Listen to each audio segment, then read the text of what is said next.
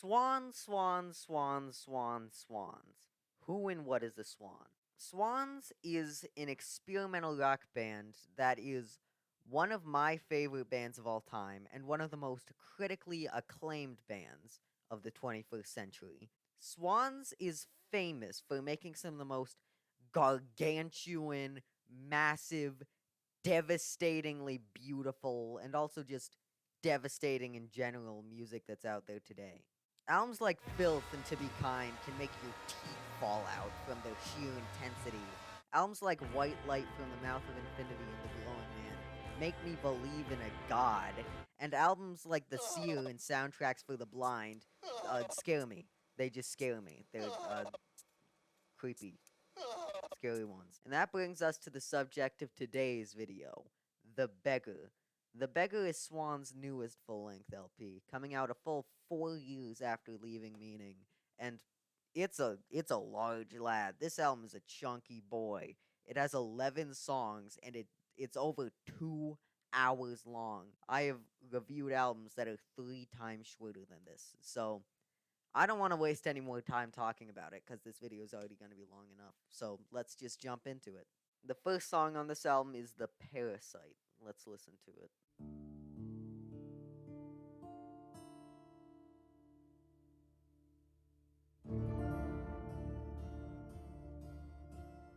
I already love it. Here I am, just empty skin. Come to me, feed on me. This is Come to unpleasant. me, feed on me. Come to me. I wonder what you are. I wonder where I am.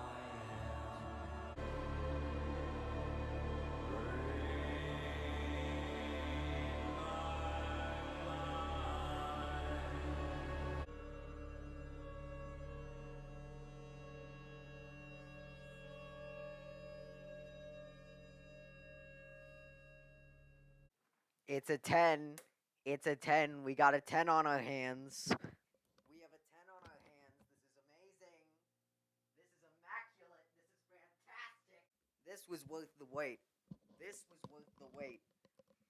This is so just stunningly beautiful. This is fantastic. The song starts off incredibly stripped back, just old man singing over guitar with occasional beautiful, lifting, angelic chorus of sounds. And as it progresses, it doesn't really build up, and you start to think, hey, is it gonna be less good than other Swan songs? No. We get this super sinister bridge section of this creepy old man talking to me, and then boom, angelic chorus of God. Ah! Oh my god, that's fantastic. Shimmering, beautiful. Oh my god. Ow, my Jesus Lord. That was stunning. That was a stunning, spectacular song. Yeah, high five. I'm feeling a high five. That was so good.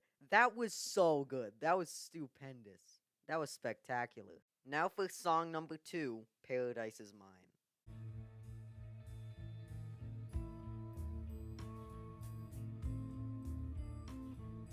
Now we lay in the mud, learn to speak, learn to fuck.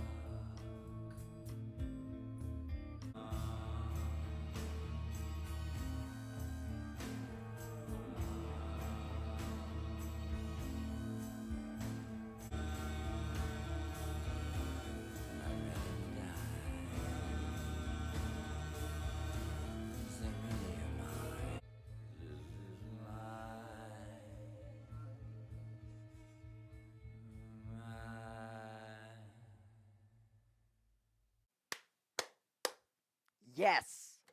Yes. Yes. This is much more of a traditional Swan song than the Parasite.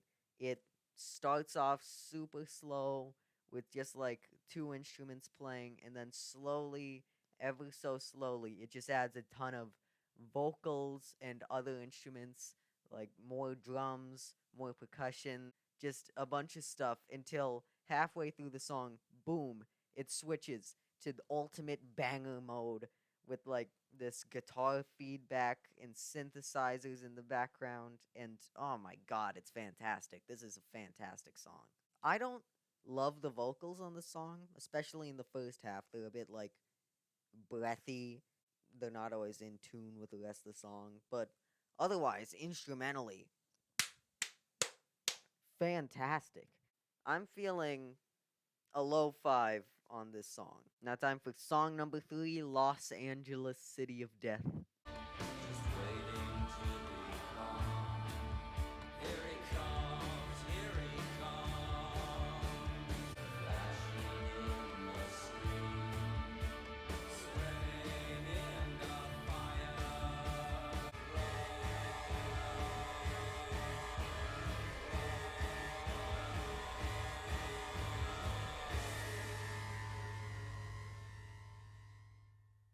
This song has like a good instrumental and good vocals. It's a pretty okay song, but it doesn't really go anywhere. It has like a cool enough ending and stuff, but the last two songs were progressive.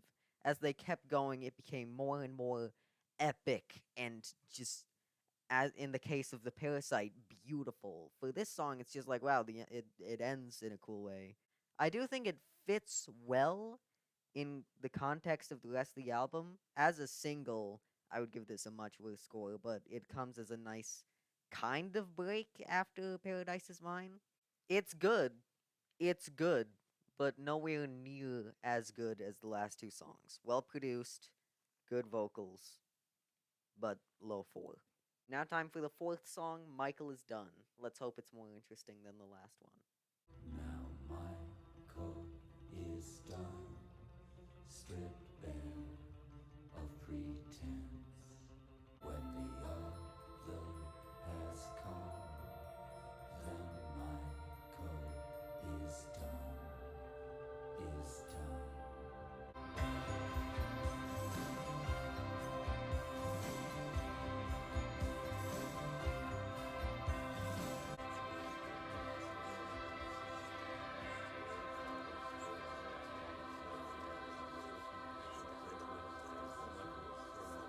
When the other has come, then my coat is done, is done, is done. That song was gorgeous. Instrumentally, this song starts off super stripped back, just like a lot of other songs we've heard on the album so far. It's just simple, basic guitar playing with some choirs and other ambient instruments in the background. But halfway through the song, it just explodes into this angelic choir of sound. It's heavenly and it's triumphant, and it's one of the best moments of the record so far. But when you look into the lyrics of the album, you start to see a lot of references to what I think is Michael Gira, the frontman of Swans, his death. Like, the second verse of this song reads, while cracking his lens, he is breaking his hands, growing wings from his back, Michael sinks in his sack. When Michael is gone, some other will come. When the other is come, then Michael is done. I think that hints to Michael's death. So does, like, on Paradise is Mine at the other end, they say, am I ready to die? As I've previously mentioned, Michael Gira is not the youngest man alive, and judging from older live performances from Swans, you can see that he's probably not the healthiest person ever. He's definitely not lived the healthiest life. So I think that this song is kind of confronting his death, and the angelic choir we hear in the middle of the song represents the afterlife, death. And that is depressing. This song is kind of depressing, in my opinion. beautiful, but very sad. I was originally gonna give it a low 5, but after looking deeper into the lyrics of the song, 5, it's very deep, very sad, and oh my god, that hits hard, kinda. Now time for song number 5, Unforming. Let's hope it doesn't make me as sad as the last one. I can't feel my fingers, but I'm trying to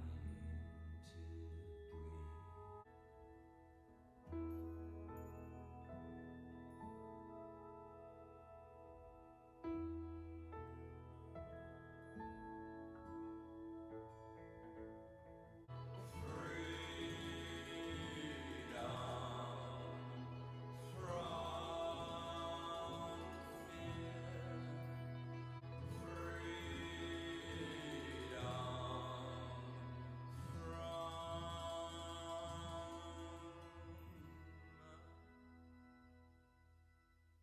I really didn't expect to say this in this video, but that song was sweet.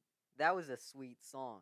I didn't expect to hear a song that nice on a Swans album. The guys that made Filth made Unforming. That's insane. This is just like a adorable little tune about Michael Garage becoming free from fear. And oh my god, that was so nice. That was such a beautiful song. That was gorgeous. That was calming. I listened to that to fall asleep. This is gonna be a weird rating. I'm gonna give it a 5. That was such a nice song. That was so sweet. I loved that. Song number 6 is the title track, The Beggar. Let's listen to it. I'm sick of chewing at your heels. I'm sick of licking up your spit. When do I finally get to live?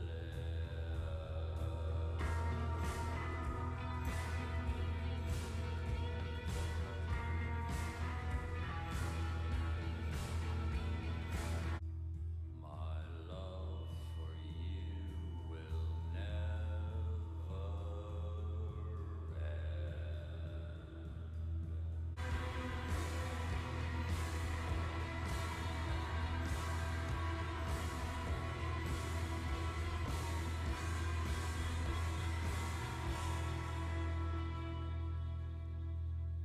This song carries the structure of a lot of other songs on the album so far. Just incredibly slow instrumental build up, followed by a grand explosion of musical noise. And while I do think that this song is still very good, I do kind of wish that the build up had a bit more to it. This is the longest song on the album so far, at 10 minutes, and while I do think that it still seems relatively short for its length, it can kind of feel a bit overlong at points because it doesn't really do much more with the build up than any other songs in the album at this point. That being said, the musical explosion at the end of the song is one of the best moments on the record so far. That was amazing. That it's crushing, it's grimy, it's heavy. It's all I could want from this album, really. I'm going to give this song a low 5 because even though I have problems with it, still absolutely fantastic outro. Now time for the next song, No More of This.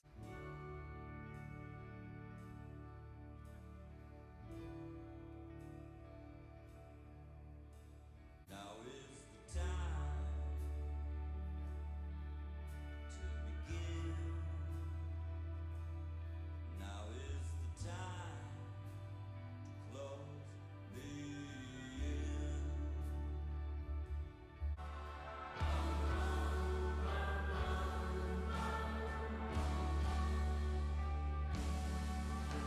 Goodbye, darling. Goodbye, silence.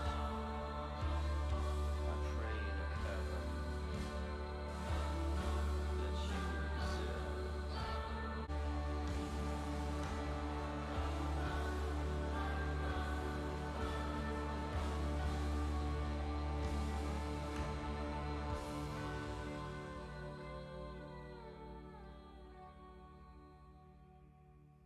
That was absolutely blissful. That was perfect.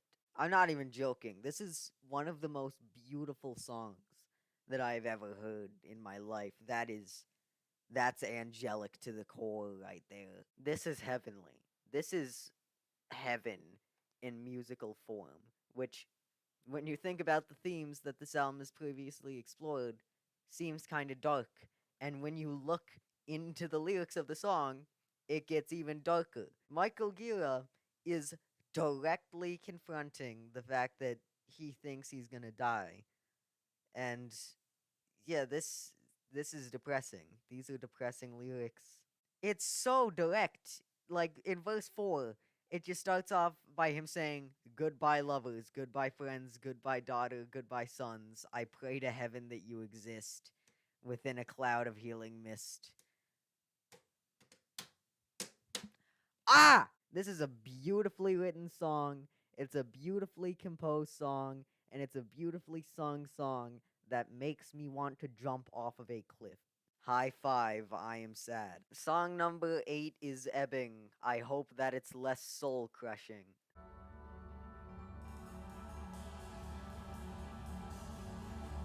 Under summer skies,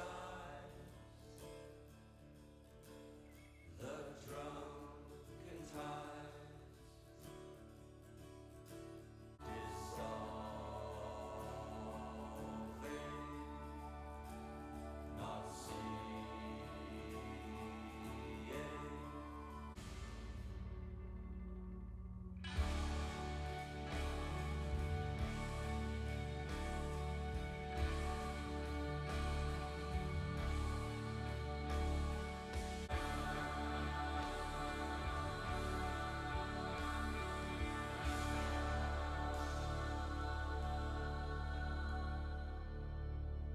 This album is a masterpiece. I never expected to call a Swans album peaceful, but yeah, this is like a peaceful little prairie song.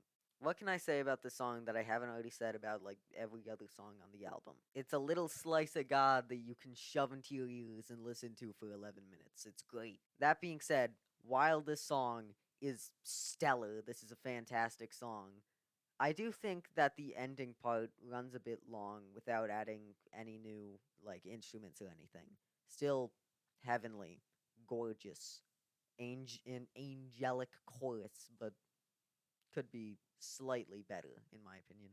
I'm gonna give this song a 5 out of 5. Fantastic song, just like one small flaw. Now for song number 9. Why can't I have what I want anytime that I want? Mouthful of a name. Let's see if it's a mouthful of a song. When will time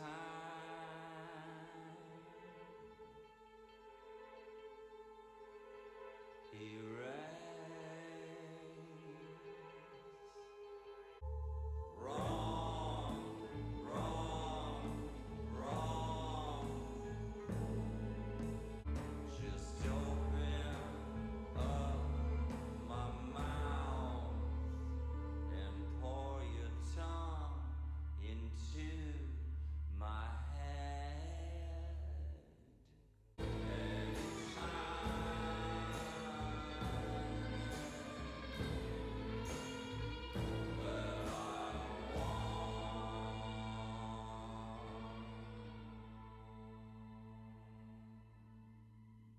I have much less to say about this song than I said about the other songs on this album. All that you really need to know, this song is awesome, especially the ending part with the insane, crazy, kind of noisy guitar solo type thing. That was amazing. That's all you need to know because we're going to be moving on to something much crazier than this in a few seconds, and I'm just excited to get to that. Low 5, very good song, but we're potentially going to get to something much better in a few seconds. It is now time for the main event of the album. This is song number 10, The Beggar Lover 3, a song that is 43 minutes and 51 seconds long. I repeat, 43 minutes and 50 seconds long. 43 minutes long. Let us listen to a song that is 43 minutes and 51 seconds long. Let's go.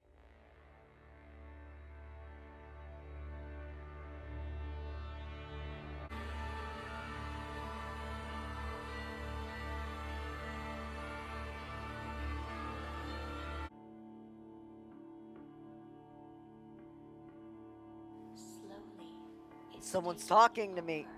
I can see a black shadow shimmering just beneath their skin.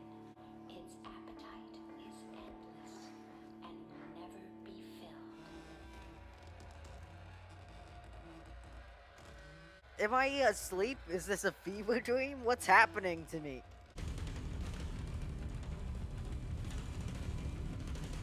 The rest of the album was so calm. Oh, this slaps.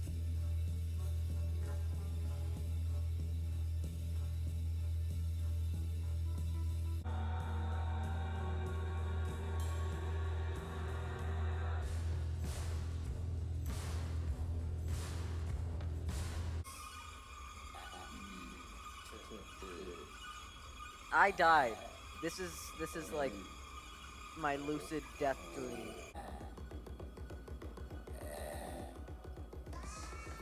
I live in a nightmare.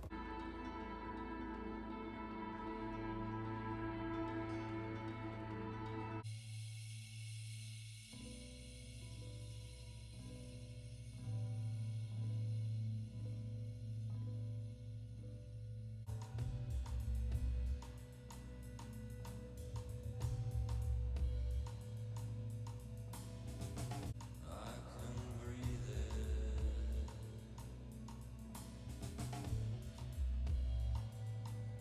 but not taste it.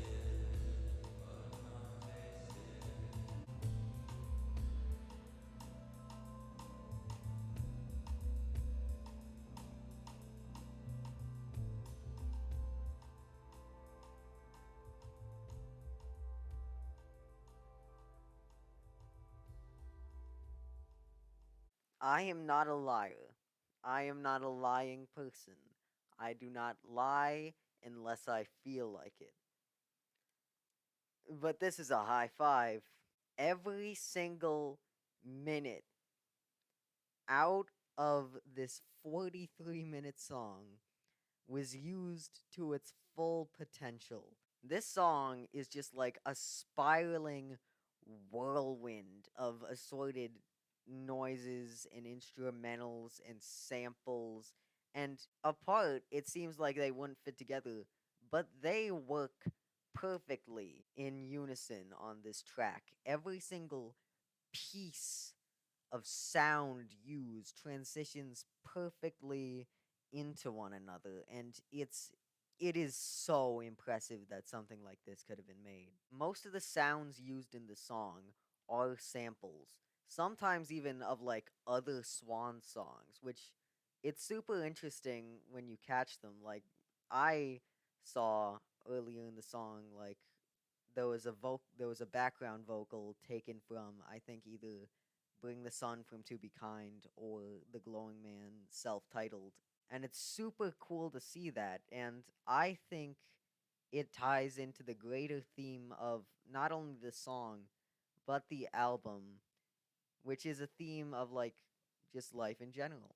As we've previously talked about in this video, a lot of songs on this album focus on the fact that Michael Gira thinks that he is going to die soon and that he's not necessarily ready for it, which is how I think that this song ties into the theme of life. Every single sample used in this song is taken from like a different moment in Michael Gira's life, whether it's swan songs or live performances, or sometimes even just things that people in his family said to him, like his daughter or his wife. And the way that this song is structured ties into that idea. Each individual part of this song is like almost disconnected from the other parts, but it all kind of ties in together, even though you still never expect what's going to happen. It has its ups, like life, it has its downs, like life, but overall, It's a beautiful thing. And this is, I think, Michael Gia's tribute to it. High five. High five. 10 out of 10.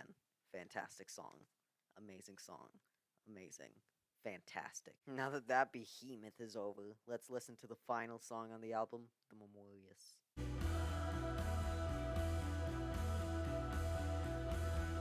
I see the turquoise lake spread out flat between the desert hills. Deep in the crust of the earth, we was, it was. I am the man who dragged his chains. I remember it was, gone forever.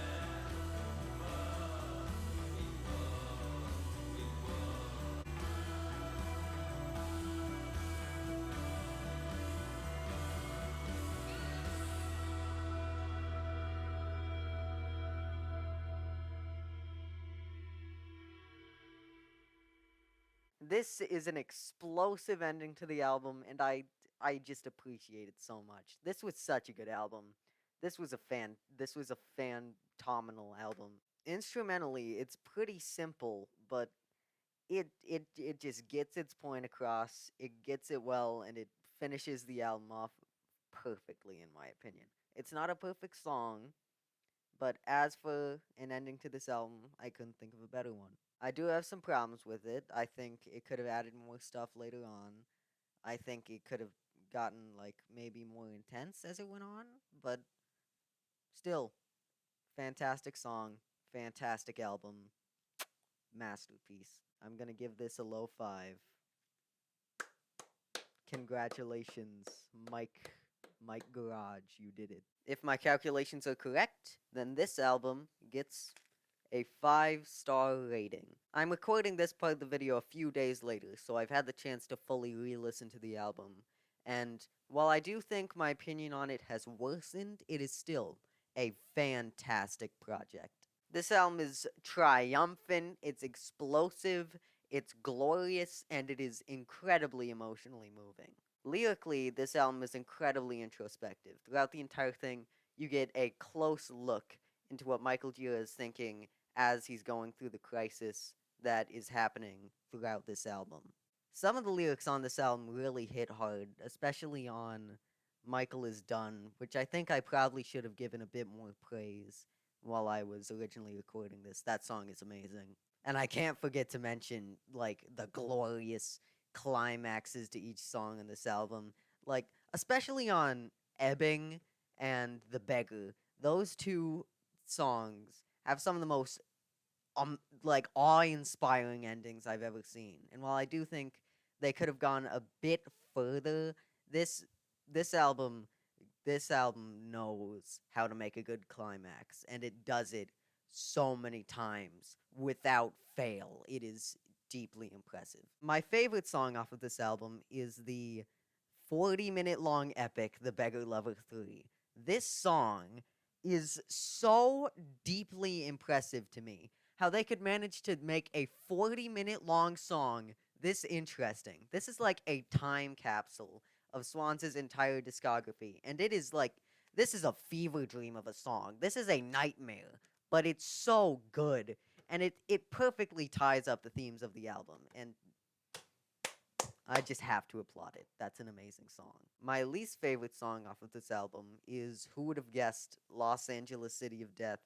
This song is just, it's just there. It's so out of place. It doesn't even make sense on the album. It's a fine song, but why is it here? It comes after Paradise Is Mine for some reason. And it's nothing. This song is like okay. It's so deeply fine that it makes me angry. Meh song. Fantastic album. Now we get to the big question of the video. Should you listen to The Beggar?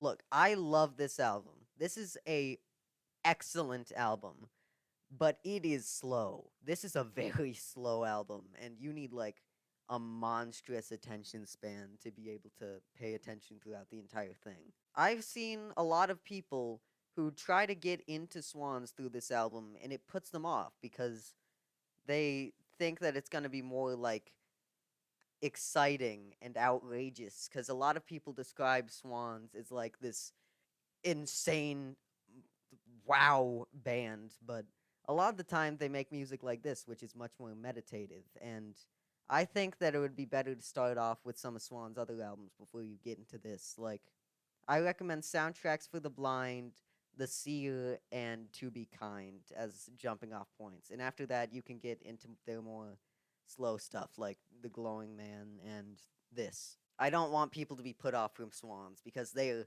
such a glorious band. They are an achievement of modern music, and I want more people to be able to listen to them without finding them bland. That being said, video's over, so